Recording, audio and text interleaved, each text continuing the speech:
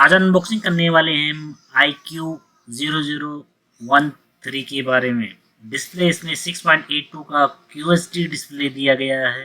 Processor Snapdragon का 8 light दिया गया है। रैम आपको इसमें 12 GB और 16 GB के साथ मिलने वाला है। कैमरा इसमें ट्रिपल कैमरा 50 मेगापिक्सल 32 मेगापिक्सल का दिया गया है। बैटरी आपको 6000 mAh के साथ 120 वाट का इसमें फास्ट चार्जिंग मिलने वाला है। सॉफ्टवेयर की बात करें एंड्रॉयड 15 पे चलता है और 4 ईयर का ओएस अपग्रेड मिलेगा। वहीं 5 ईयर की आपको इसमें सिक्योरिटी सपोर्ट भी मिलने वाला है और IP68 और 69 vapour chamber cooling AI tools in display speed ये सब कुछ मिलने वाला आपको इस फ़ोन में। चार्जर के साथ मिलेगा ये फ़ोन बॉक्स में जो होगा।